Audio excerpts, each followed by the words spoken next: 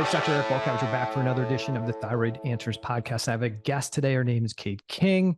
I recently met her when I was a guest on her podcast twice, pretty quickly, back to back.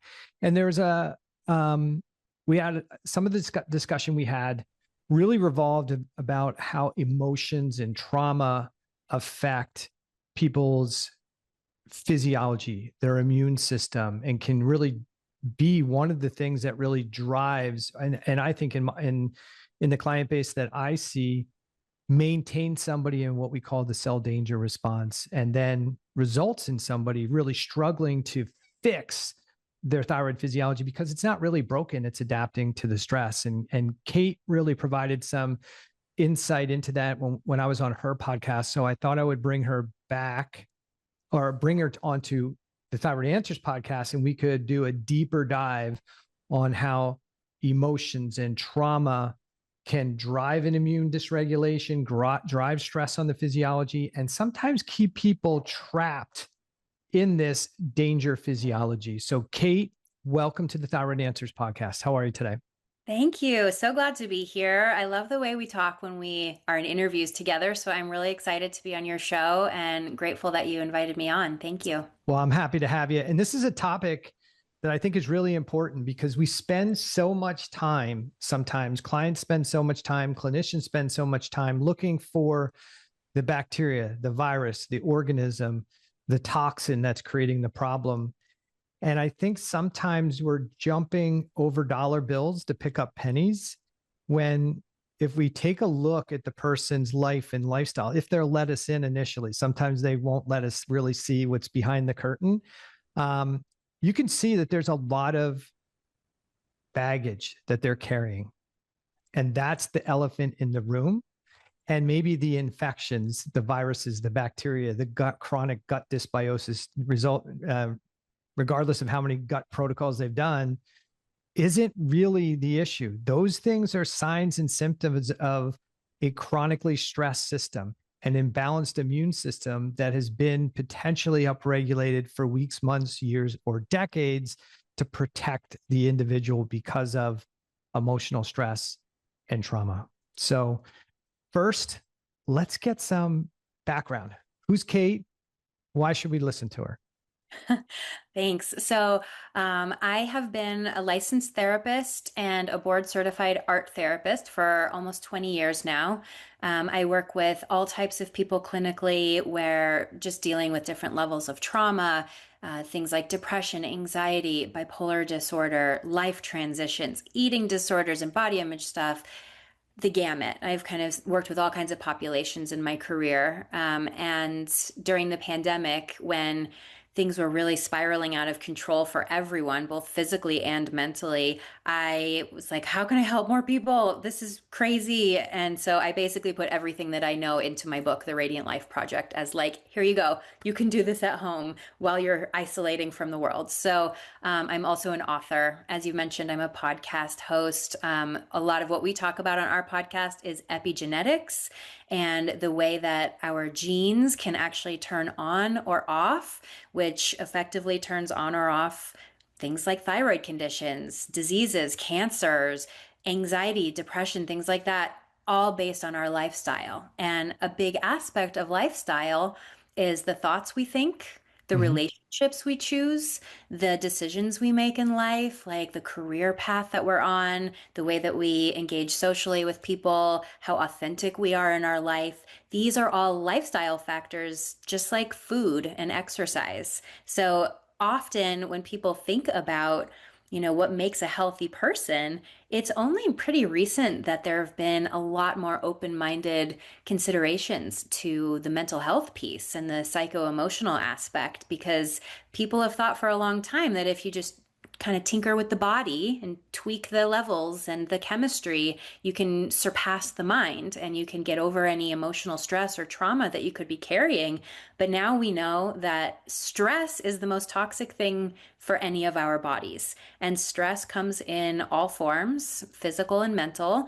And there's eustress, which is that good stress of like a vigorous workout. And then there's distress, which is the type of stress that ultimately leads to epigenetic gene expression that turns on illness and disease of all different kinds. And so many people with really deep psycho-emotional trauma or just very difficult thought patterns and experiences in life that they don't want to unpack because it's just too hard, it's tricky, they're carrying around levels of distress on that psycho-emotional level. And unbeknownst to them, they may be eating a really clean organic diet, they may be exercising, they may be socializing, doing all the right things, but they're not paying attention to a major piece of the puzzle, and it's dragging them down like an anchor. So do you think one of the big challenges and the reasons we don't pay attention to mindset, thoughts is because in the last 3, maybe 4 decades, we've trained people to believe that if you have that if you feel a certain way, it's a disease called depression. If you feel a certain way, it's a disease called anxiety. It has nothing to do with what you're thinking in your mind, consciously or subconsciously. It's just a disorder. And if we just medicate that disorder, then you don't have to really change anything. It's just, we'll just change how you feel. And therefore, there's really nothing you can do about it anyway. Do you think that has anything to do with it? I mean, if you, if somebody watches TV and watches commercials, I mean, we're constantly bombarded with that. Oh, do you have this? Do you have that? You have this issue. So here's the medication to fix it. Mm-hmm. Do you think that as a possibility of why so many people really don't consider their thoughts, their feelings, their emotions as potentially contributing to their problem Yeah. versus, yeah. Yeah. Absolutely. I think in addition to all of the pharmaceutical ads that we see on TV, there's also a lot of subliminal messaging in our media and on billboards and in our magazines and in Hollywood that essentially is kind of designed to make you feel bad about yourself so that you buy a certain product to then make you feel better. And all of this feeds into this overculture that I do think has been in our culture for decades, where people want the easy out, Dr. Eric. They don't always want to do the deep dive. They don't always choose the hard thing or the uncomfortable thing if there's an option for something that sounds like it could be easy. And when you go to a physician and they say, "Oh, it's not you. It's just your brain chemistry. You don't Mhm. have enough serotonin available in your brain. So we're going to give you an SSRI and it's going to solve all your problems." But the physician doesn't actually say, "Okay, so maybe there's an imbalance in the neurochemistry, but why?" Like Right. you're not born with a neurochemical imbalance. That happens because of how you're interfacing with life Mhm. and potentially with diet and potentially with toxins in the environment, but also potentially with suppressed and repressed trauma and emotional experiences that are putting your nervous system into a constant activated state and resulting in a level of burnout. So I think for a lot of these people, they're exhausted, they're depleted, and they just don't have the bandwidth to try that hard. And so if someone is like, "Here you go, here's a little pill and it's going to solve all your problems," they're not thinking about the side effects that might happen. They're not reading the studies that most often SSRIs are actually working as placebo. Mhm. There isn't a huge amount of evidence that they're all that effective. Plus, you get these side effects. So I do think, there's like this shadow side to grabbing the easy pill, but also it's very culturally accepted. And people like to be told, "There's nothing wrong with you. You're a victim to this. Mhm. Your whole family has this. It's just genetic. There's nothing you can do about it." And then the pharmaceutical company makes a lot of money and your doctor gets you, on to the next patient. He's, moving probably too overwhelmed with a heavy caseload to really dive deep and figure out what the real problem is. So yeah, I think it's all these factors together. Yeah. So, and there's a slippery slope there, regardless of whether you get diagnosed with anxiety and put on a anti-anxiety medication, or you get diagnosed with depression and get put on an antidepressant. It is the fast roadway to being diagnosed as bipolar. Because once you start taking one of those medications, you pick one, whichever one you want to take first, the effect of that is going to either be to raise levels of neurotransmitters potentially, which can then result in more anxiousness and more irritability. And then you need something to bring it back down again. So now you get the opposite drug, or you have anxiousness. So you get something to calm the anxiousness and anxiety. And now you're more depressed. And so, okay, oh, you're just depressed now. So now you get it. So it does ratchet up to speed you up to the next diagnosis that often occurs. The other thing, and I think it's treat the root problem. Like never. the anxiety is not gone. It's just, it's veiled. It's been covered managed. up by the medication. It's managed, which I'm Mhm. sure you can speak to from the thyroid medication perspective too. Hey, we do it with everything, right? Like we do it with blood pressure. Well, let me try this. Okay, it's working. Great. 6 months later, hey, your blood pressure is elevating. Well, I'm taking the blood pressure medication. Yeah, all right. We'll try increasing it, see how that works. Come back, it's still elevated. Okay, we're going to give you a second blood pressure medication to affect a different pathway and see how that works. And it works for a while. And then 6 months later, you're back. You got high blood pressure again. We'll give you a third blood pressure medication to affect a third mechanism that could raise blood pressure. And it works, at least temporarily. But what haven't we done? We haven't addressed the root cause. So blood pressure is not the problem. Elevated blood pressure is a sign of a problem. And if your brain and your extremities really need more blood, guess what's going to happen? Your body's going to figure out how to increase blood pressure. So it uses different mechanisms. And we just keep trying to tamp it down versus address the issue. We do this with thyroid physiology, sex hormone physiology. We do it with everything. And it's not an argument that one process is good or bad. We might argue, well, it's probably better to deal with the root cause, but it's the individual's decision as the patient to say, okay, I don't want to make any changes. I want the simple strategy. Great. But there's consequences and side effects that come along with that. If you can accept those, it's fantastic. Great. Do whatever you need to do. But we need to offer, or we should offer, regardless of the type of professional we are, here's the options. Here's a more natural approach. Here's a medication-based approach. Here's the difference between each of these two models. Which one of these do you prefer? Or do we need to do a blend of them based on how bad a shape you're in? And let the patient kind of decide, because ultimately it is their decision. I may want them to have a functional medicine type approach, but they may be like, well, I'm not doing that. Okay, well then this isn't the approach you need. You need that maybe medication to keep you balanced or keep you stable, but there's risk and consequences. So as long as they understand it. I think there's one other thing I want to point out there too. And because I want to make sure that people heard what you were saying. Like we tend to want to, when we diagnose somebody with a disease or disorder, we say, hey, you're the victim of the thing, right? What I think is important is for the listener who's saying, but I have some of these issues and I have these problems. We're not saying that you're the problem, like you are the actual problem, and you're letting this happen to you. The shift is that if you have these types of signs and symptoms, chronic hypothyroidism, chronic fatigue, anxiety, depression, there is an adaptive change going on in your physiology. Your body's not broken. This is your body trying to make you aware. And if you're not taught that these signs, these symptoms, these behaviors are the result of something, yes, then you are stuck you're the victim. The only thing we can do is manage your condition into perpetuity.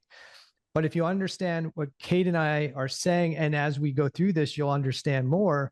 We're saying these are things, this is your body kind of screaming at you that we got an issue in a gut and there's a problem here. And I've had to adapt my physiology to protect you.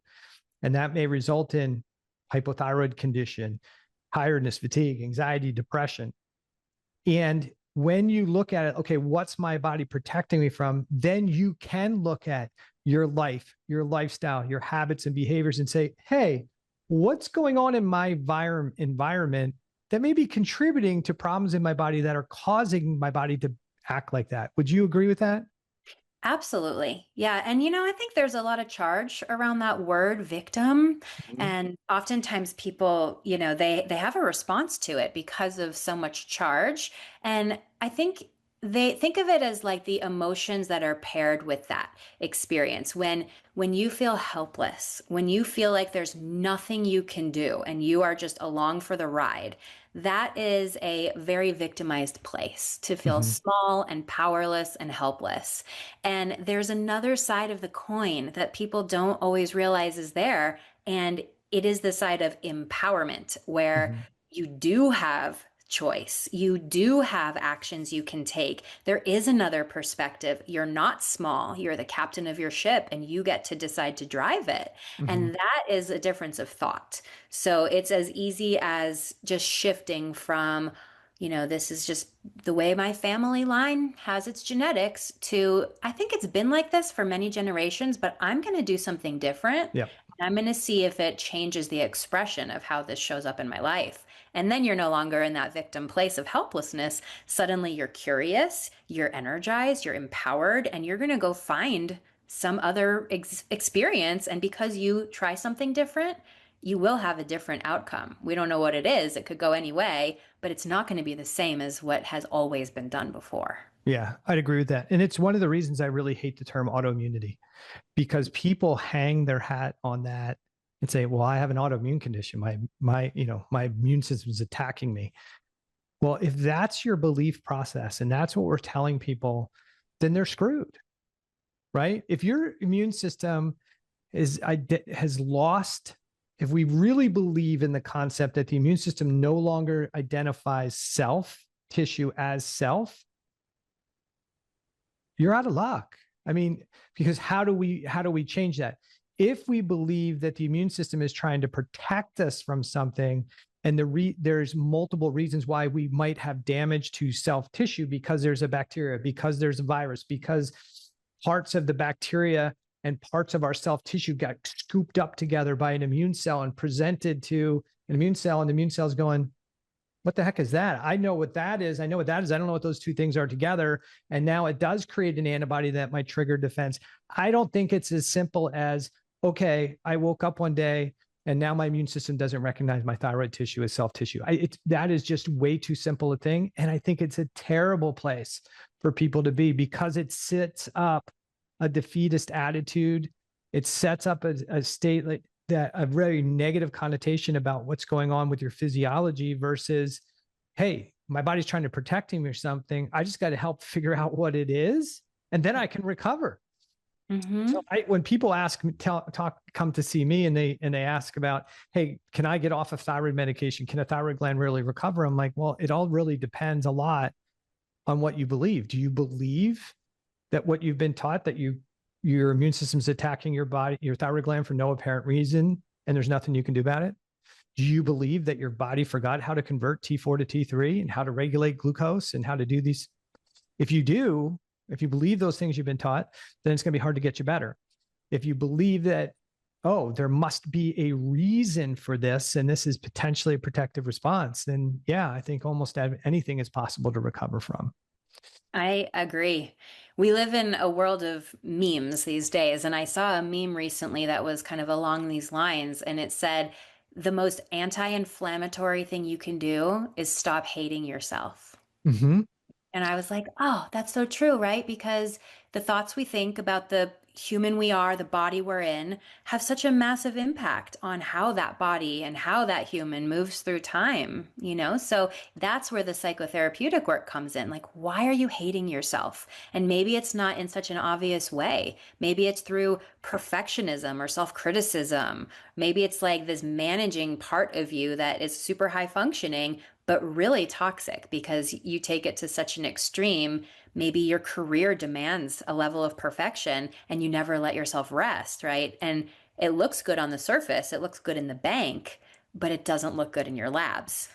Yeah, and I think a lot of times we are our worst critic sometimes, and we are either verbal self-talk or our subconscious self-talk is chronically negative, but we're so used to it, we don't even recognize it. We don't, recognize something like, man, I think I don't look good. I'm getting fat. That it doesn't look good on me. I never do a good job of doing. Like we say stuff or think stuff so often that's very negative to the physiology. It's no wonder. And I think sometimes we spend so much time on social media looking at all these wonderful things everybody else does, and again, more stuff dribbles into. I never have that much money. How am I gonna? I never get to do that.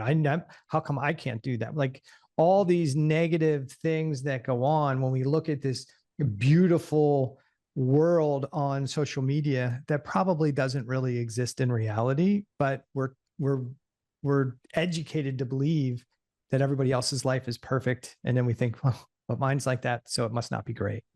Sure. I mean, it doesn't feel good for anybody to go online and see that your ex is really happy with someone else, you know? So things like that. But also, yes, it's the thoughts that we think, the way that we beat ourselves up, but it's also how we were taught to think about ourselves by our parents, by our early educators, by the group of friends we hang out with. And this is where the epigenetics happens of ancestral family trauma, where if you have a family who withholds love so that you have to be really good and really compliant and follow all the rules and do as you're told and never be independent, never really express your autonomous self, and that has trickled down from your grandparents to your parents and then to you. That's normal in your family system. You don't even know what it feels like to receive a compliment because that wasn't part of your family culture. And because of that, you've really been taught to be hard on yourself. And so there might be some unlearning that needs to happen so that you can reverse what was taught to you and come up with something that works better, that helps you harmonize inside of yourself and not carry forward to your own children what was ineffective and harmful to you. Yeah, we're going to get into that in a little bit. We'll dig into that a little bit deeper. So that was like a little tease, but I do want to Sure. cover a couple things before we get started. When people come to see you, are they coming to see you because they know they have some emotional or trauma based issues going on, or are they coming for other reasons? And the reason I ask that is, people come to see me oftentimes because they have chronic health issues, and almost everybody's got some level of thyroid dysregulation that they're concerned about. And they think the thyroid physiology is the problem. And I try and help people understand your thyroid physiology is not broken. It's adapting to what's going on in your physiology and with your immune system. So we don't have to directly affect to manage or fix your thyroid physiology directly. We need to make sure there's enough T4 in the system, but we don't need to spend all our time trying to manipulate lab values into an optimal range. What we need to address is what's driving this stress response, what's driving this adaptive change in physiology. And for them, sometimes that's a shock because they think they need to fix the thyroid before anything else will get better. I'm like, no, you fix the cause and then the thyroid physiology gets better and your sex hormones regulate better and your detox works better and all this stuff gets better. So when people come to see you, do they already know they've got neuro emotional trauma issues that are the root issue? Or do they show up with, hey, I've got chronic health issues, I don't know what's going on, and you have to help them understand that it's this emotional baggage that they've been carrying around like a heavy rucksack for the vast duration of their life that's contributing to the issue. Do you understand what I'm asking? I do. Yeah, it's a great question. I've never been asked that question before. And I've done a lot of interviews. So I think basically, if somebody is coming to a psychotherapist, they have chosen the mind body connection, like the psycho emotional aspect.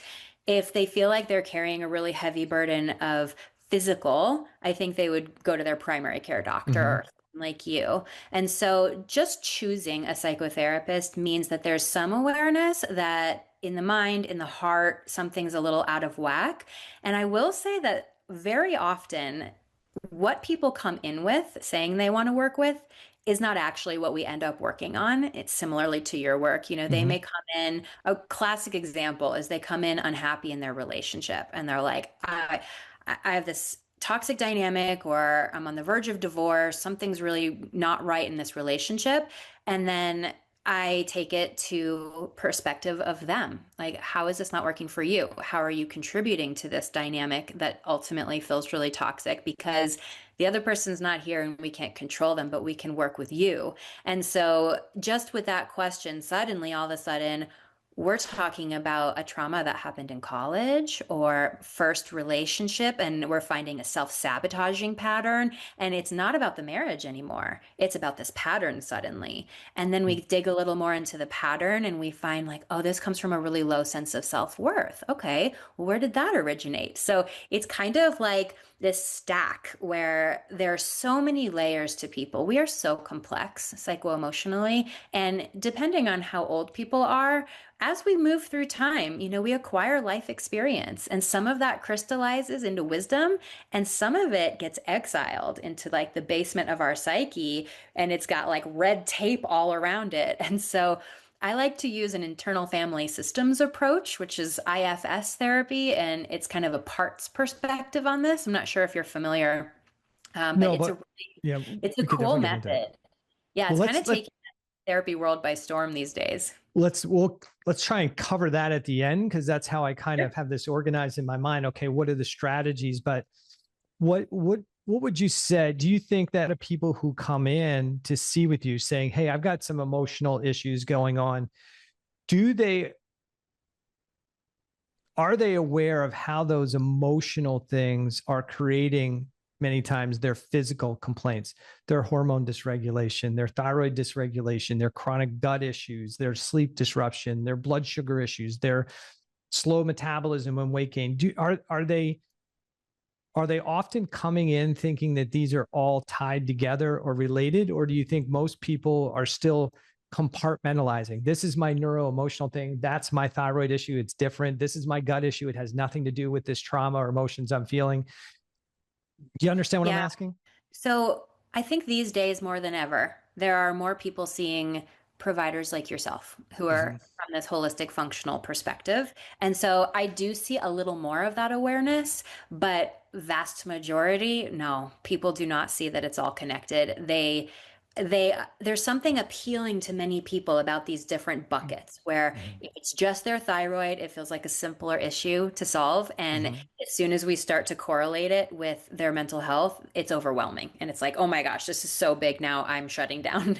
And so I think the world is warming up to functional medicine because this idea of finding these root causes makes a lot of sense, but Mm-hmm. there's also that vast majority of people who are overworked, inundated with hustle culture. They don't have bandwidth to think of the big picture or go down the rabbit hole of trying to find the root cause. They're just like, help, give me a pill. So we Yeah. do still have a lot of that. So I'd say it's a mix. Yeah. I mean, in my patient base, for sure, it's a mix of people who realize that all of this stuff is connected, and that's why they're searching functional medicine out, because they're like, okay, these guys are taking a look at everything together often, not always, but that we should be. And they're not doing well in this very reductionist model of it's just a depression, it's just this lane. That very reductionist model of it's just a gut, work on the gut, that person works on a heart, that person works on the vascular system, that person works on neurology, makes it easy to learn and easy to treat, but it often doesn't. It can save lives and can manage conditions, but it often doesn't restore optimal health and well-being. So, but there's so many clients that come in, and when we start talking about what's contributing to their stress load, they immediately go to, I think it's mold, I think it's Epstein-Barr, I think it's my gut, I think it's, I think it's toxins, I think it's mold toxins. And it's tough sometimes to have the conversation. And, how this is when you're talking to people. Some people, are just not ready to hear the message you need them to hear. And so you just kind of go with it a bit. But oftentimes I'm telling people like, look, that virus is growing or is active and chronically creating a problem because the environment is conducive for it to be there. But you have an immune system, if it's working well, that every time you get a virus, you knock it down, kill it, put it into dormancy, and you get better. The problem is you don't have an immune system right now that can do that. And so that bacteria is a chronic issue. That virus is a chronic issue. The Lyme is a chronic issue. The other, whatever it is a chronic issue, not because it is the primary cause in many cases, but because the environment is conducive for it to continue to grow regardless of how many antimicrobial treatments you do. So I get it. And it's not unusual that once we really start talking to somebody and they're ready to hear the message, that they often sit back and go, man, I got a lot going on in my life that I'm having a hard time managing. Right. So your physiology that's not correcting isn't broken. Your physiology knows better than you may know consciously that there's more stress on the system than your physiology can manage. And it's trying to it has to make decisions. Where do I put energy? Do I put energy onto great sex hormone regulation, or do I put that energy to protecting myself? There's a limited amount of energy. So I think once patients start to realize that many times the elephant in the room is the emotion, is the trauma, is this emotional stress, psychological stress that they're dragging through life with them, that's when their aha moment occurs. I was telling a patient the other day, I was working with a client for a while, and we talked about their relationship, and we went through all the fitness factors I talk about. And the one day her husband's not on the Zoom call, and he's been there for every one of them. Seems like everything's fantastic and great. I'm like, oh, where's your spouse? She's like, we're getting a divorce. And I'm like, what? She's like, I finally realized and finally admitted that the reason I was struggling to get better was I was miserable. I'm like, miserable with your spouse? She goes, I got to a point where I couldn't stand him. I'm like, you never expressed that. You guys seem like you were getting, she goes, it was all fake. Wow. And I'm like, well, are you struggling with she's like, no, I feel so good. She goes, you cannot believe how good. And it had been about 3 or 4 weeks since I had talked to her, and it happened right after the last conversation. She's like, I feel great. I feel the best I've felt in such a long time. Wow. And I was like, man. And sometimes that's going on. You can tell just by the dynamics. And sometimes you just don't. But it was great that person, because we look for bacteria and organisms and toxins. And, when somebody says, hey, I've got it, and it looks like they've got that aspect of it, you kind of all right, let's move on. Let's check the next box, But I've had so many patients that wound up coming to the conclusion that what goes on between the 6 inches of their ears, or what's going on with relationships, their perception of their relationships, their perceptions of work, their perceptions of finance, perceptions of what they can and can't do, is the biggest contributor holding them in an illness state. And I'm curious if that patient of yours, will her labs now change now that she doesn't have that psycho-emotional stress that she's living with? Are you going to see changes in her levels? Oh, we did already. Yeah, I mean, we've had multiple appointments since then, and yeah, like her signs and symptoms dramatically better. Need for medication has continually gone down. More than likely, probably in the next lab or two, she won't be on any thyroid medication anymore. But wow. Amazing. So that's where you go. Okay, this is a person who had an Hashimoto's, thyroiditis, right? Immune condition. My immune system is attacking my thyroid gland. I think your immune system is defending your physiology, and it's saying, well, we're under constant threat.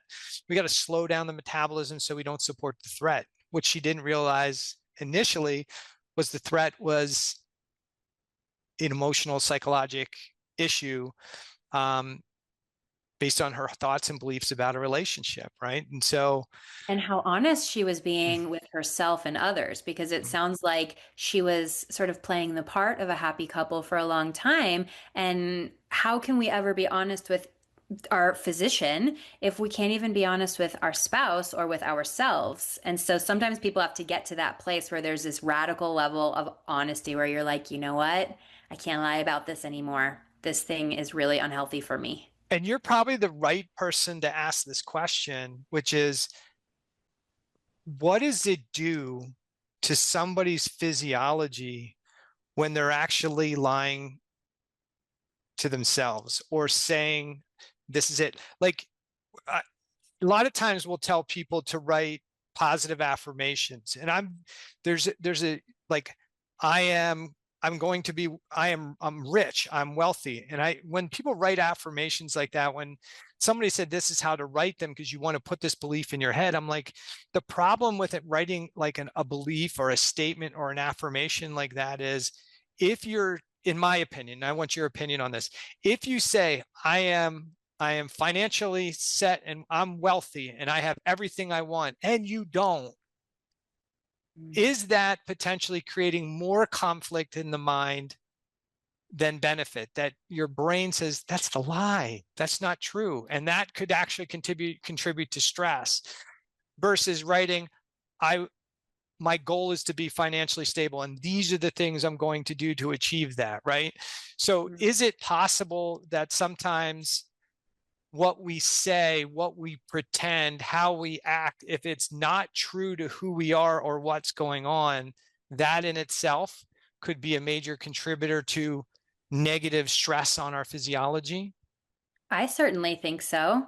And I think we have so much emphasis in our culture about the mind, but really, the mind is highly unpredictable. I mean, in Buddhist psychology, they call it the monkey mind because it just swings from branch to branch and you can't really count on it. It's very influenceable, it's very fickle, it can be manipulated. So oftentimes we shouldn't even be believing our thoughts, but what we should be listening to is our body, our somatic and visceral sensations. So if you tell yourself something like, I'm really happy in this marriage, but your body is like sick at the thought of it or stressed or tense, your body's somatic experience will override your thoughts. It's just way more powerful, the sense of it. So people in New Age psychology who talk about manifesting, right? They always talk about how you have to feel like you already have that thing. Thinking about it isn't enough.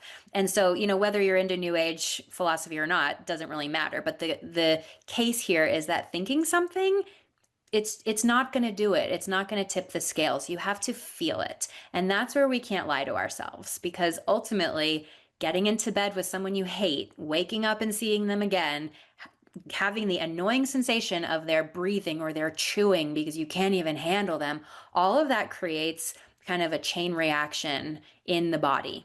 And from the brain and all the neurochemistry you produce all the way into the nervous system, and the way that your body is literally in a state of survival because it can feel that on some level you don't feel safe. And our nervous system is scanning our environment 4 times every second, searching for safety. And so if you have cues of danger, and it might not be that your spouse is like about to punch you, it might not be physical danger, but emotional safety is just as important as physical safety. And so if on some level you feel like you're going to be criticized or you're going to be attacked or you're not accepted for who you are, that's all going to activate your nervous system. So no matter what happy thoughts you're thinking, your nervous system is like red flags, alarms, bells, and that also sends the cascade of like the adrenal response, which is a stress response. And if you're soaking and marinating in that all the time, it doesn't matter what thoughts you're thinking. Yeah. And for the listeners, I talk about this a lot, the cell danger response. What Kate's talking about, your cells are perceiving either safety or danger, and your physiology shifts based on what they're perceiving. And if you're in this constant, there's danger, danger, danger, your physiology is going to adapt to that. And from a world of thyroid perspective, there's going to be a reduced conversion of T4 to T3. You may have a gland that makes enough thyroid hormone, but the conversion in a lot of tissues that aren't as supportive, or a lot of systems that aren't as supportive of safety and survival, are going to get downregulated because that energy is going to be taken to other things. If you're in that chronic, cells are perceiving stress or danger, they become more glucose resistant. So, hey, why am I Why is my blood sugar high? Why is my hemoglobin A1C going up? Why is my insulin going up? Why am I storing fat? Because when your body's constantly perceiving danger, you become more glucose resistant. The one tissue that doesn't become glucose resistant is your good old adipose tissue, because you have to have some place to store this stuff. So a lot of people who are having this chronic cell stress response, they are seeing changes in their physiology, and they could be going to somebody and saying, well, you just have high blood pressure. Again, that can be part of that cell stress response, that danger response Kate's talking about, the glucose resistance, the decreased conversion of T4 to T3. And yes, you can manipulate all of those lab values with medication, but you won't fix it, and it just becomes the downward spiral. Mm-hmm. So Kate, you talked about ancestral trauma. And I think this can be a fascinating topic, because people be like, well, what's going on with me is what's happening today. But can you talk about how ancestral trauma and the impact on genetics, or the epigenetic influence, and maybe we should talk about genetics versus epigenetics, just get a quick review, what the difference between those two things is, and how trauma and ancestral trauma could be contributing to how you act, feel, and behave today? Sure. Yeah. So I think of genetics as the study of your genes. It's the genes that you got, from your parents, that you were born with, that make you you. The epigenetics is the way that you can actually control how those genes express based on the way you live your life. So you may have a gene that increases your risk for heart disease. I do. I have a genetic variant that makes me high risk, but I get to decide what my stress level is, what I put in my mouth. I get to decide what my exercise looks like. And all of those are epigenetic factors that will influence whether I end up with heart disease or not. So we used to think that kind of the genes you have are the genes you have, and you're stuck with it. And I was actually taught this in my family because I have hypothyroidism. Everyone in my family has hypothyroidism. It was just a given. Like, we have this, and at some point you're going to be on Synthroid like the rest of us. And so it wasn't until really, our first interview where I was like, wait, what? This is the maintenance plan, but there's a recovery? What? So now that you've taught me that, Dr. Eric, I'm like, oh, wow. This makes perfect sense epigenetically, but somehow I hadn't even applied it to my own life with my own thyroid, because unconsciously I had put my thyroid in a bucket of like, it is what it is. And so you can see how even someone like me who practices this, we still have blind spots. Yeah. And we're all constantly doing the best we can in this insane life, but it's important that we talk to each other and that we're curious and we're open-minded, so that maybe someone can shine light in one of those blind spots. Like, yeah, Kate, you believe you can recover from anxiety and from depression and from cancer, but you don't believe that you can get off your thyroid meds? Really? So, it's just, I use this as an example, kind of tongue in cheek, but it's applicable to all of us. So how that relates then to the ancestral piece is sometimes also called intergenerational family trauma. It's basically the way things get passed down from generation to generation. And this can be physical conditions, things like, genetically. It can also be behavioral and emotional.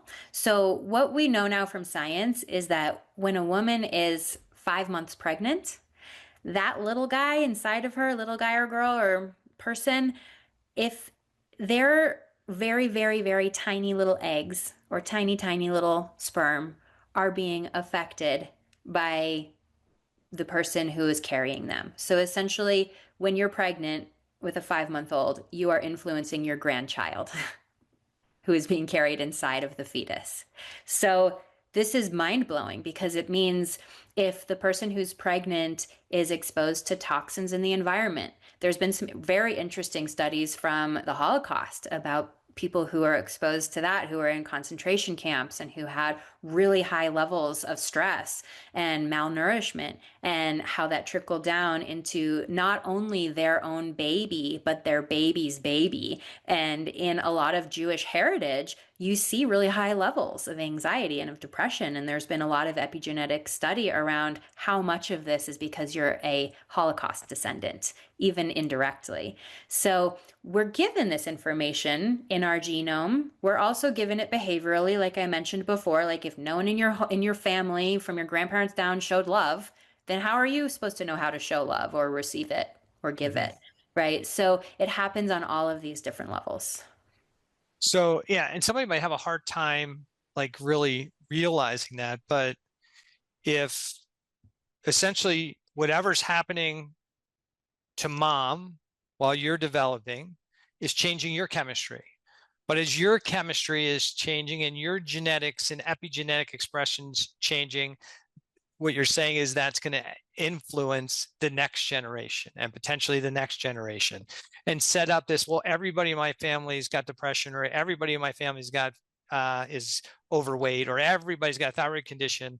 And it's because that's how you're essentially, your genetic expression is being trained to how to respond one generation after another and after another. And this is potentially how we develop skills, right? How does, I think of it from when people kind of consider this can't really happen, you can look at nature, right? So you can just look at nature, and how does a newborn animal know what to do, how to get there, how to do things.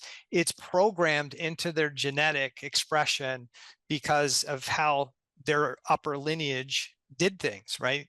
They can hone in. How do they know how to get home if they get they get separated from their mother, right? Yes, you can say smells or whatever, but they just have these things that animals know what to do because that animal's been doing it for generation after generation after generation.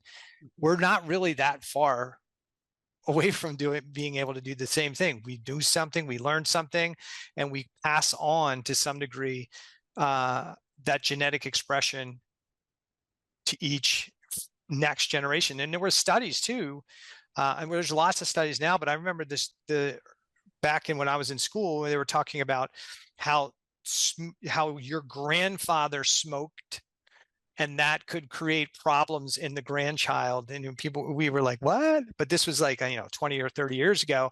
But you were thinking like, but we kind of knew some of this stuff a long time ago, but I don't know that anybody's really said, oh, so we need to do something about it. Right. Like the most obvious question to ask is like, well, how do we change that, Mm-hmm. And I think like I live in Colorado. I have deer in my backyard all the time. Mommy and baby deer, and I see families, come and go every season. And you're right. Like sometimes a baby will be separated from its mom deer and it will find its way back. Like suddenly it hops over the fence and it's gone. And then later I see them back together. And I think we have a lot of the same, and I think we're way more complex because we have the prefrontal cortex, which, of all the species on Earth, we're the ones that have that. It gives us this higher thinking ability. We have a really advanced limbic system in our brain, which is sort of our emotional capacity. We have mirror neurons that are constantly allowing us to sort of predict and read and gauge the emotions of others and attune to them.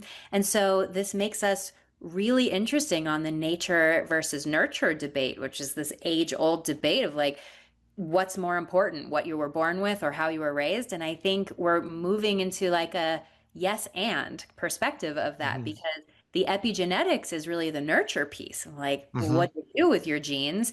But I mean, like I was born with the variant that makes me high risk for heart stuff. So I got to know that I have that. And that's why it's great to do some DNA testing so that you know what your predispositions might be so that you can sort of tiptoe around them and try to protect that from expressing. Yeah, we'll circle back to that because it's a slippery slope there too. And I think there's an order, potentially a priority for people that they need to consider before I go get all my genetics done, because that's a can of worms that could be an issue.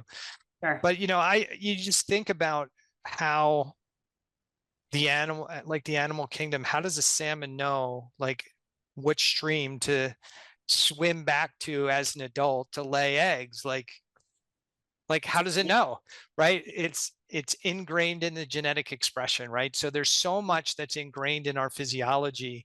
And it's true, epigenetics is how our lifestyle habits and behaviors influence that genetic expression. And probably the problem is that we do have a frontal cortex and we do have a higher brain function. That's great, and it's also part of the problem, right? So Totally. because Yeah. it many times it allows us to do things contrary to what maybe our innate intelligence would tell us is appropriate. Mhm. And we just override that thing because we have this frontal cortex and we have this higher brain function, and we just say, no, this is what's going to be best for me. And don't listen to what our internal intelligence is telling us. Yeah. So we know that ancestral trauma emotions can start to really affect health. What are some clues that somebody might I shouldn't use clues twice, but what are some indicators that might clue somebody in that, hey, maybe at the root of my chronic GI issue, my thyroid issue, my abnormal hormone cycles, what might help somebody understand that maybe treating your thyroid is not the root issue. Maybe treating your sex hormones isn't the root issue, and maybe past trauma, ancestral trauma, or emotional stress may be one of the biggest underlying stress factor. What are the clues that to somebody to say, man, maybe I should look into that and see if that's an issue for me? I think the biggest clue is if it's not going away. If you're doing the right things and it still persists or potentially gets worse, that means that there's something deeper that you haven't accessed yet. Maybe your diet alone isn't enough. Maybe increasing your exercise isn't enough. Maybe having, extra iodine for your thyroid or eating all the sea vegetables that you can eat to improve it. It's just not enough because there's something here, there's something else. And so then you can start to take out your detective hat and your flashlight and look backwards into your family line because that is your greatest influence. We're so malleable when we're born. We're so influenceable because unlike a baby horse that comes out walking, we are really underdeveloped when we're born. We need to be very well cared for. And so this is where things like attachment come into play. Like if you don't have an attuned caregiver, it creates such a level of disturbance to your development that people don't often discover until adulthood, where they're like, why am I so avoidant? Or why am I codependent? And usually it's because of your earliest attachment to your caregiver, whatever was going on then. And it doesn't make parents right or wrong or good or bad. It's just that this is life and it's hard. And maybe your mom had postpartum depression, or maybe your parents were fighting a lot. Maybe you weren't really cared for. Maybe you're crying dysregulated your caregiver, and so they left you to cry it out a lot of the time, and you learned how to manage that for yourself, but in an adaptive way that ultimately wasn't sustainable for you and created stress in your system. So I would say once you start to look backwards and you see some of these patterns, then you see more patterns and you realize, oh, this was how my parents treated me, but also I witnessed my grandparents treat my parents this way.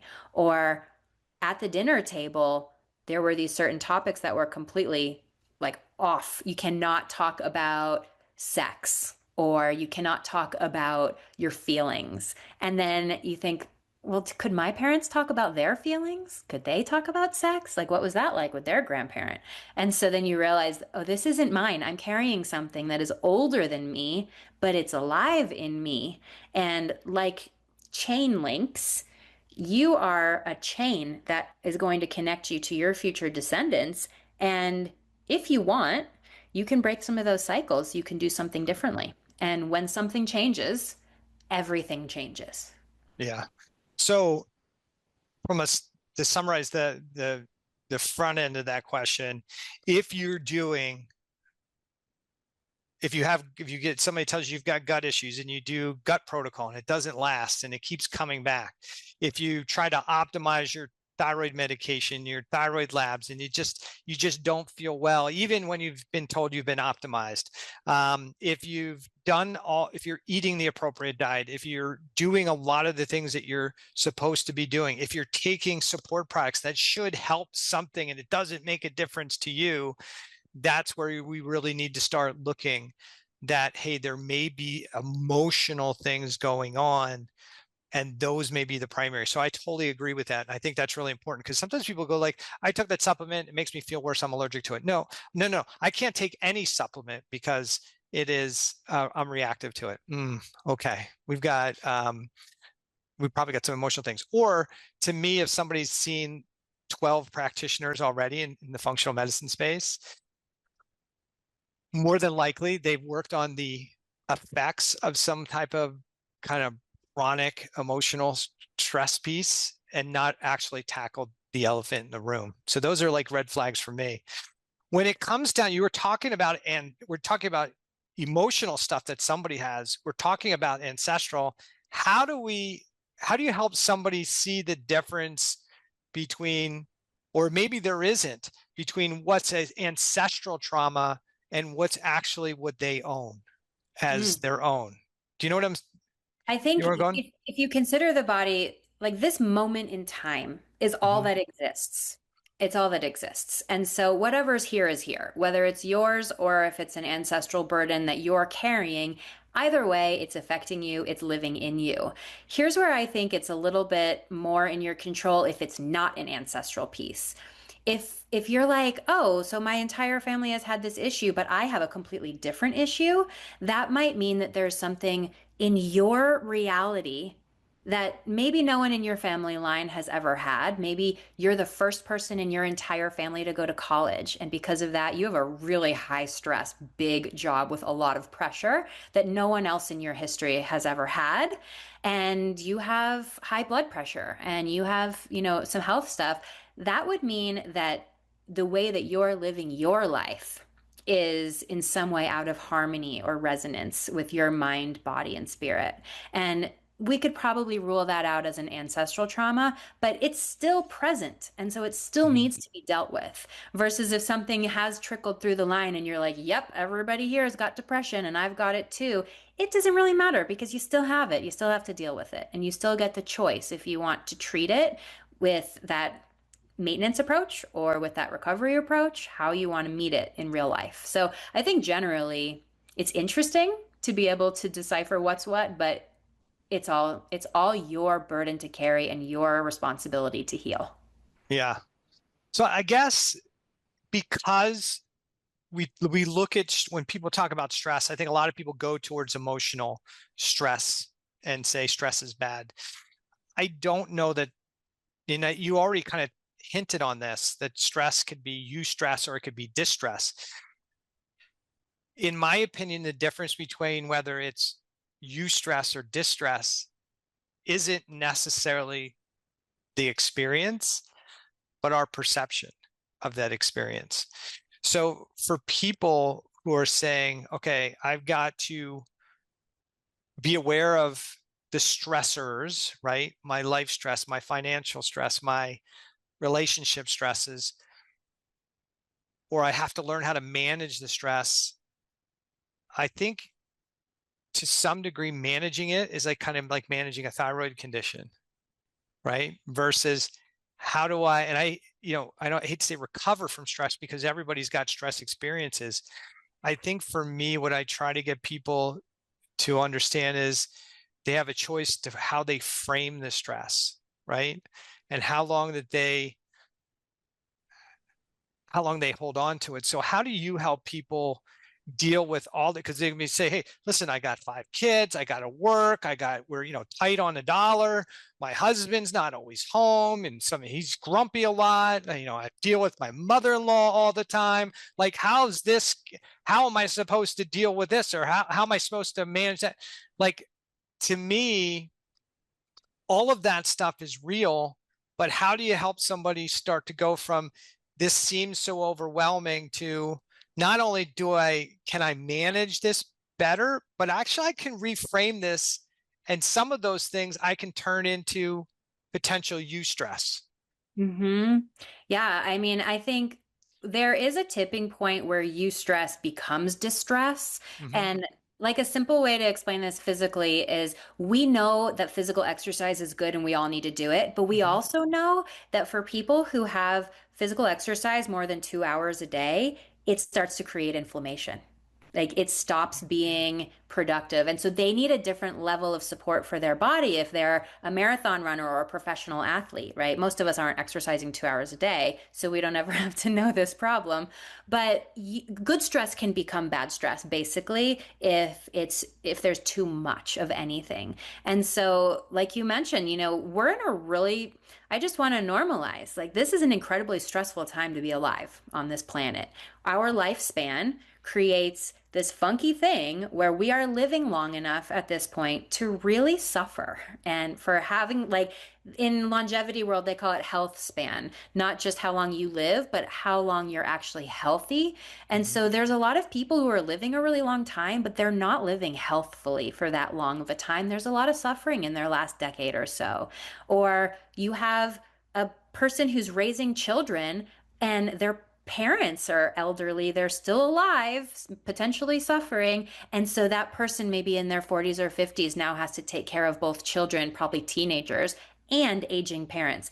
This is not an issue when the lifespan is like, 50, like it used to Mm-hmm. be back in the day. So we have a lot of things, not to mention our current climate is highly charged politically, socially. There's just a lot of real stress.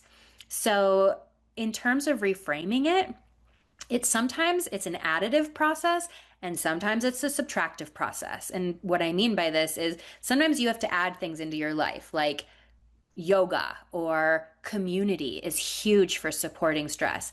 Other times you have to subtract things, like you have to say yes to less stuff, or you have to be more discerning, or maybe you take alcohol and substances away because it's affecting your sleep, and your sleep's really incredibly important when you're stressed and always. So, the way that you reframe your stress has a lot to do with how you're taking care of yourself. And it's like what they've been telling us on airplanes for as long as any of us can remember. You have to put your own oxygen mask on first before helping someone else. You're not going to be the best parent for your children if you're riddled with stress. You're not going to be able to walk your daughter down the aisle if you're dead because you had a heart attack from all the stress.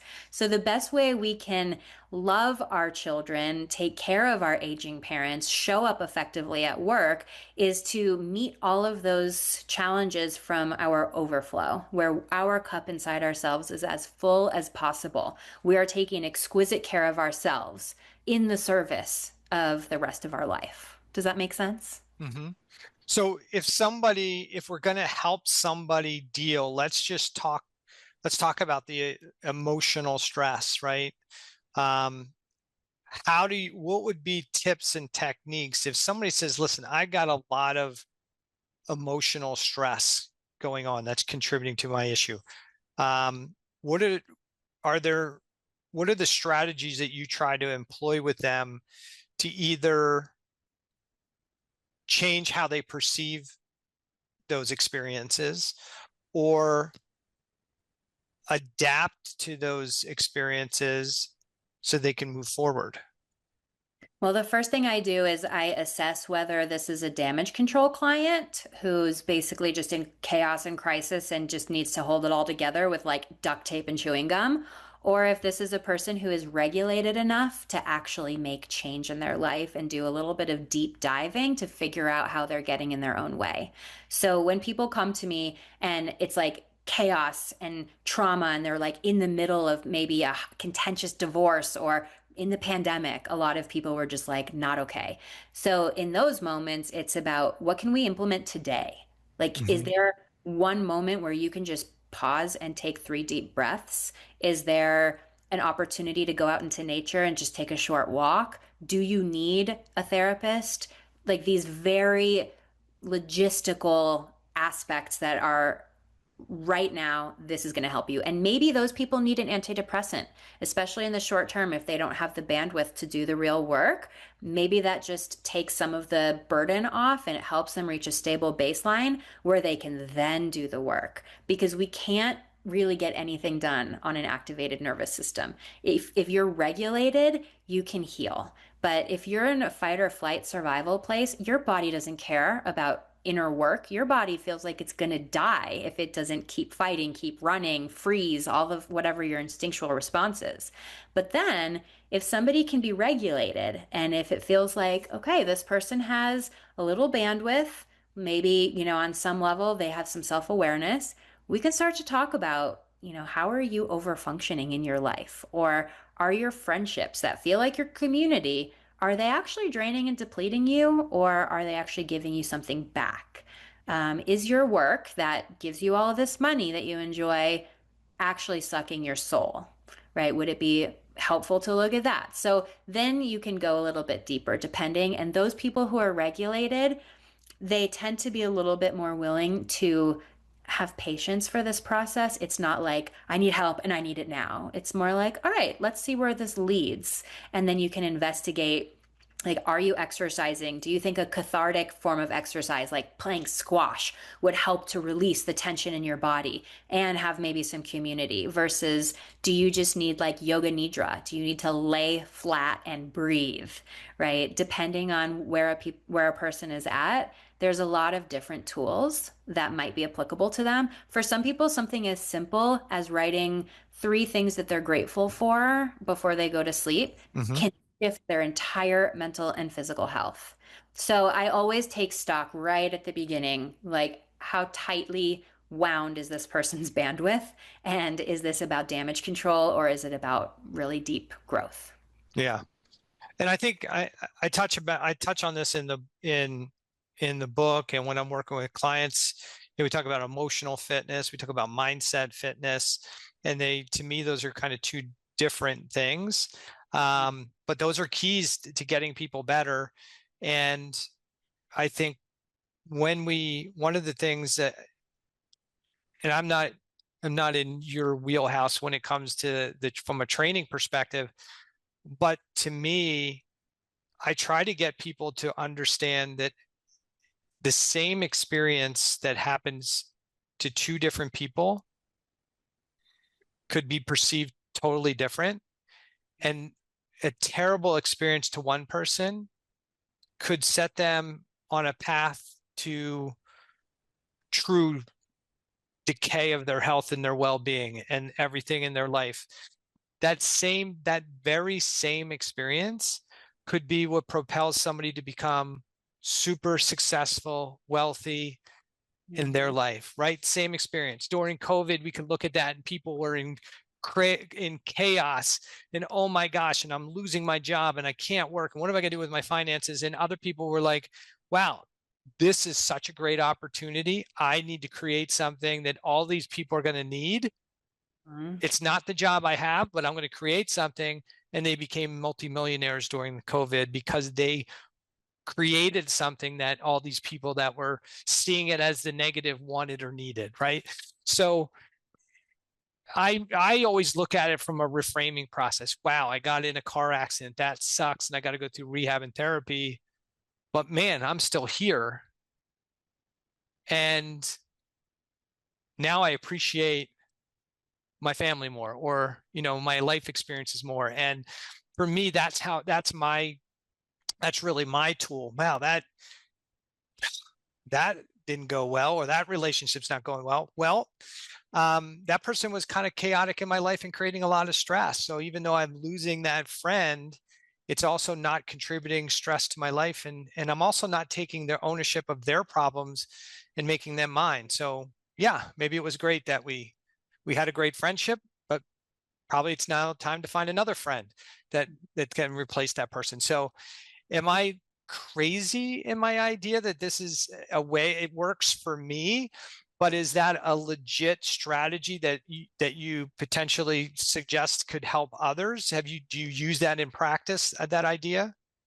Well, so as you're talking, I'm thinking of the movie Interstellar, and there's a good quote in there that stuck with me. And it's simple. He just says, well, that's relativity, folks.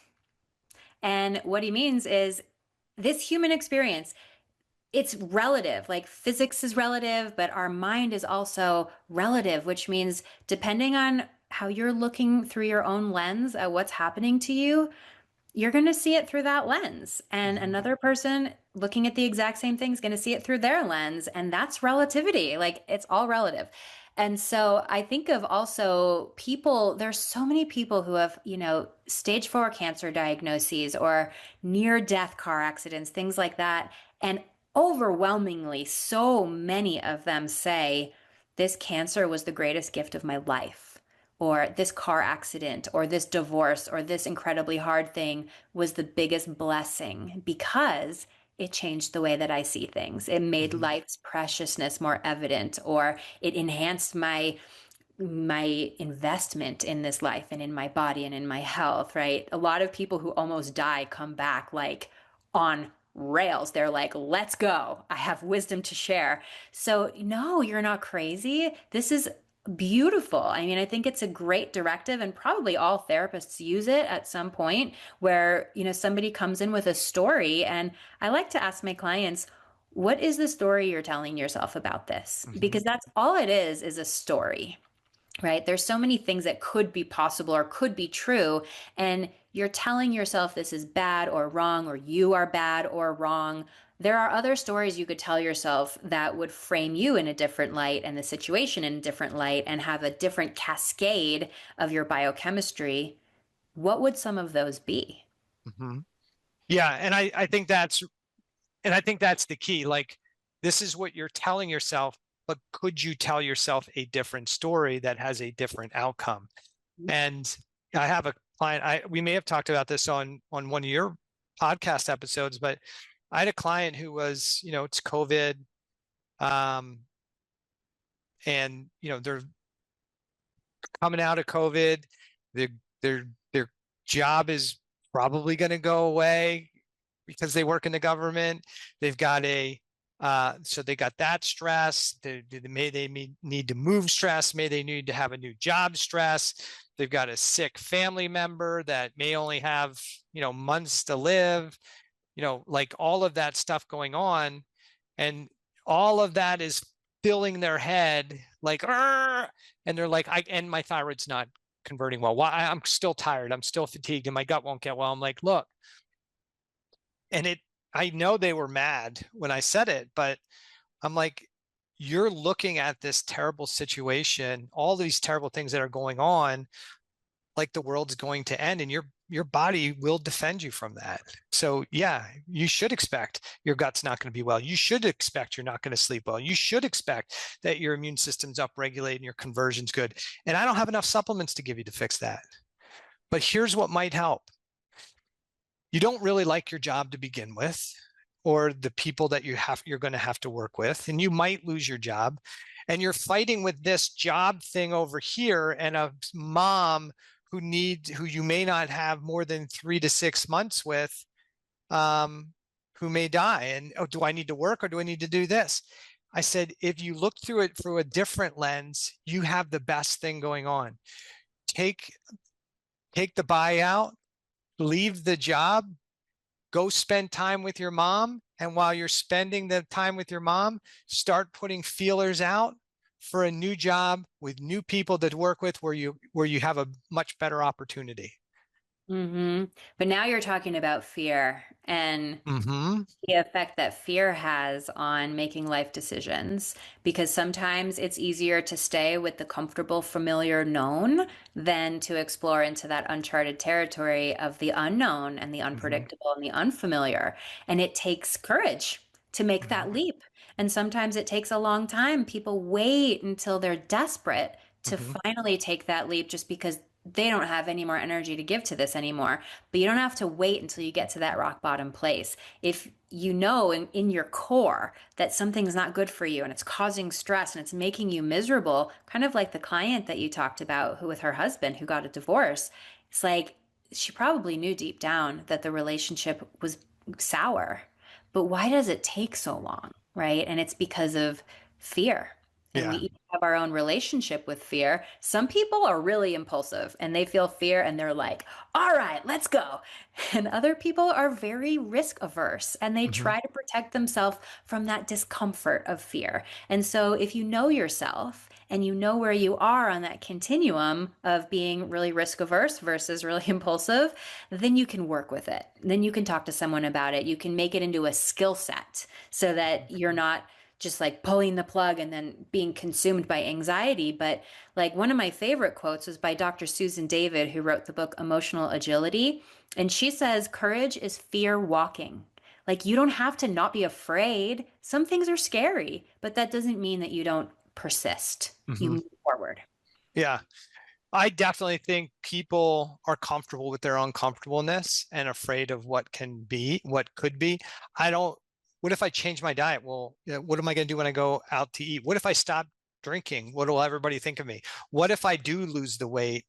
What are my friends who are heavier? What are they going to say? Right? What are, if I make these life or lifestyle changes, are people going to give me a hard time? Like it's going through people's minds. And I think it's one of the things that holds people back. But we've got about 15 minutes left. So what I want you to do now is put your kind of clinician cap on. And in the last 15 minutes, I want to think about what, for people who are struggling with potentially the impact of chronic trauma, whether it's ancestral trauma, their trauma, chronic emotional stress, what are like key foundational things that they could start to consider doing tomorrow, today, to help deal with this stress burden and improve their level of what I call emotional fitness so they can start to climb out of some of their chronic health issues, especially for these people who've I've done everything and nothing works and nothing works. Like I hear that almost every discovery call. I've tried everything. Well, you've tried everything that you're aware of, but there's probably things you haven't done. And that's what we'll explore. But what are strategies that people can start to employ to have a higher level of emotional fitness? Yeah, good question. I always have my clinician cap on, so you're in the right place. All right, so I see us as multidimensional. We have a mind, a body, a heart, and a spirit or soul. Mhm. And if you don't buy into that last one, then that's okay. But I'm going to just give a couple of tips for each of those. And my recommendation would be if you're struggling and if you're in a really hard place, try to pick one thing on each of those four dimensions to work on. And don't pick a million things, it's just not possible, but I think if you pick one thing on each dimension. So for your mind, maybe there's something here like meditation, like using a journal to just dump at the end of the day and clear your mind before sleep. Maybe there's a different way to work with your thoughts. If you notice that you're thinking negatively enough, like switch it and see what happens if you say the exact opposite thing to yourself, right? Like, I'm not good enough. And then you just say, maybe I am good enough. And maybe it feels false, but maybe it doesn't. Maybe on some level, you're like, I am good enough. Why am I talking to myself this way? So, one tool that I'll give you also with the mind is I love the work of Byron Katie.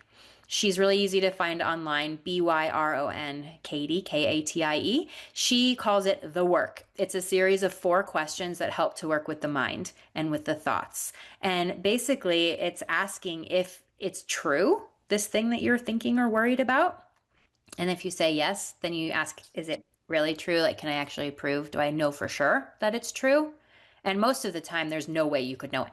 Like, are we even alive? I don't even know if that's true, right? Like, is this a dream? So that then places a little doubt in the mind that this story you're telling yourself might actually not be true. And then she asks, how do I feel when I think this thought? Stress, tension, anger, doesn't feel very good. And then the fourth is, who would I be without this thought? And most people are like, I would be free. I would feel better. I'd feel happier. So you start to realize that this thought is doing more damage than good.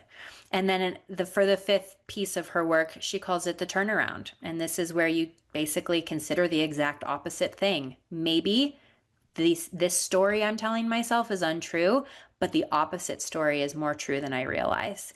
And it just opens space in the mind to be considering that the story you're so attached to might not be true. Yeah. And that kind of goes along with what we were saying before, kind of reframing the situation. Like, is that really right? But what if this is the real story? Or what if I change that part? Okay. So that's one. What's So next? that's the mind. Mm-hmm. So then I would say for the body. So try to find something that creates a physical release and a physical relax, depending on what you need. If you're feeling lethargic and heavy, you probably need to activate a little bit. You probably need a spark. So maybe it's like, sprinting or doing a high intensity workout. Maybe I work with people who are lethargic in that way with clay in art therapy, because clay requires that you push and you work it and it really gets your blood moving. Maybe you just drop to the floor and do 20 push-ups. Somehow get your blood moving. Or if Mm-hmm. you're on the opposite end and you're in a sympathetic response of being very anxious, then maybe you implement breath work. Mm-hmm. Then maybe instead of doing the high intensity exercise, you go for a walk in the trees. There's a thing called like tree bathing. I think it's more popular in Europe, but being in nature regulates our nervous system. Mm-hmm. So you can work with yourself physically. You can work with your food intake when we talk about the body dimension. Are you drinking a ton of caffeine? Are you drinking a ton of alcohol? A lot of people have these bookends of their day where their morning is like really stimulated with caffeine, and then they're knocking themselves down with the depressant of alcohol at night, and it's just creating this cycle. But really, the alcohol is really disrupting their sleep, so then they need more caffeine. And so if you are extremely stressed and anxious, I would say skip the caffeine. Have some chamomile tea first thing in the morning. I know it sounds counterintuitive, but you're starting to teach your nervous system that it's safe and it's okay to not be anxious. So you're working with the physical body. Mm-hmm. So that would be the body. A couple of suggestions. The heart. When I think of the heart, this is connection. It has been found that connection is a major predictor for longevity. It's some studies that came out, maybe you saw this, like it's actually more dangerous for your health to be lonely than it is to smoke cigarettes. Like 15 cigarettes a day are healthier for you than loneliness. So I would invite you to take stock of how much love is in your life, how much connection is in your life. Do you have good friends, or do you just have a handful of acquaintances who take more than they give? Are you in a partnership that's generative for you? If you have children, does that feel just like stress and drama and parenting, or does it feel like connection? And can you bring more intentionality into that? And this might mean that you need to change your friend group. This might Mm-hmm. mean that you need to go to a meetup and bring in some new connection, or that you have to finally get brave and start dating again. Whatever it is, connection is more important than we ever realized before. And there's a ton of research on that. So that's the heart. Yeah. And And let me jump into there a little bit. I just want to add one piece to it. So, and this isn't like you need to get rid of all your friends. I would say, and Kate, you weigh in when I say this, I think you break it into quarters. Like 25% of the time, you should probably be spending some time with somebody who's doing better than you are in doing the things that you want to do, so they can bring you up. Maybe 25% of the time with people who are kind of at your level, who are in that immediate friend group, and people that you really resonate with. Probably 25% of the time with people who aren't where you are in life, and that you could reach down and give a hand up. I think that's where so many people get a really much better sense of self and heart and love for themselves, is when they help other people. And then I think, yeah, and then I think you spend a quarter of that time with self, like really stop listening to all that other stuff and listen to what's going on in your mind. Walking through the woods, I'm a person, I'm a avid hunter, and I'll be in archery seasons coming up. One of the best times of the year for me is sitting by myself in the woods for 6-8 hours at a time, because you really process stuff that goes on in your brain. So I'd say break those things into quarters, but I truly agree with what you're saying. But it's like we need a little bit of everything. right? We need to grow. So we need to spend time with people doing better. We need to find the people that we really resonate with. But if we always stay with the people we resonate with and don't go out there, we don't really grow, and we're not really helping others. And I think helping others is really such a huge piece. And I think that, again, that last piece is you still need to disconnect at times, and not, so you're not taking on everybody else's issues, problems, and things, and really start to figure out, what am I thinking and feeling and dealing with? I love it. I've never heard that quarters before. Thank you. I'm gonna consider that and share it with my clients. I love that. I also think it's good to be honest with yourself about where you are on the introvert extrovert spectrum, Mm-hmm. because if you're highly introverted, you don't need a ton of friends. You just need a couple of people who really fill your cup, who you feel like really get you. If you're an extrovert, you're going to need people to go to the movies with, and people to go to drinks with, and like whatever. And both of those are good. There's no right or wrong way, but it's important to be honest about where you are on that spectrum. So that's the heart piece. Mm-hmm. And now the spirit or soul. And if you're like, I don't believe in that stuff, then it's okay. Just if you do believe that there is something bigger than just you. And I think there's actually been a lot of research on people who believe that there's more to this life than just you live and you die, actually live longer and healthier and happier. So call it religion, call it spirituality, call it walking in nature, whatever it Mm-hmm. is. There needs to be something that fills you up on a level that feels like it's your soul or your essence. And so Mm-hmm. I would say, I'm an art therapist, so I'm going to tell you, explore creativity. See if there's lines, shapes, and colors that just feel good to you. Put your feet in a running river and just soak that in, that you are part of this environment. There are species all around you of all different kinds, things you can see and you can't see, right? We know that we emit an electromagnetic field that extends for like 5 to 10 feet beyond our bodies. There is an energetic quality here. So you can also do energy work. Qigong is really incredible. You can look that up on YouTube or really anywhere else. Just a way to feel your own energy and your connection to yourself. And for people who affiliate religiously, connect with your community. Find a connection to your spiritual practice and your religion that fills you up and reminds you that you're here for a reason and that there's more to this life than maybe it seems. And that Mm-hmm. can really reframe a lot of life stress, because it can also put you in a growth mindset of like, maybe this really is Earth School and we're here to learn and we're here to grow, and every challenge is actually a teacher in disguise, and there's support for that. So I would say on those 4 dimensions, the mind, the heart, the body, and the spirit, if you can just practice one thing for each of those, it will immensely help your stress level. It will immensely bring you back to your life, to what matters for you. And I hope it'll shift the needle on your health too. Yeah. And I think those are all important points. It is the reason, like in my book, The Thyroid Debacle, I started with 10 fitness factors, and now I talk about 18 fitness factors. And the spiritual piece is one of those ones that I added into it, because I think it's really important. And again, you don't have to be, religious. That's not necessarily what we're talking about, but the belief of what you think is really going on here. What are your feelings about it? Is it just me on this? And there's nothing else to connect to. Like, that changes everything, right? If you think I'm here for a certain period of time, done, gone, that may change it. Then if you believe, hey, there's a reason I'm here and I influence things and I'm learning things here that I'm going to take with me somewhere else.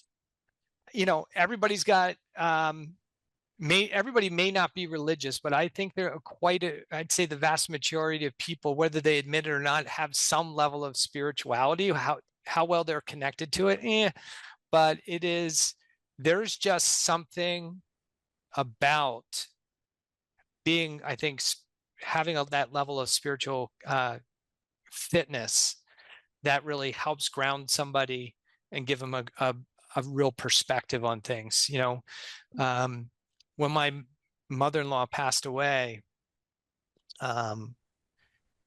we got to the grave site, and there was, when I tell you, thousands of dragonflies at the graveyard that day, you would be like, it couldn't have been.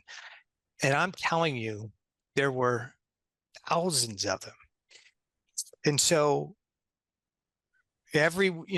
immediately after we went down to the shore house, had been closed up, you go inside, there's a dragonfly inside alive. You're like, how did that happen? You go look at something, there's a dragonfly there. There's a dragonfly lands on your toe. So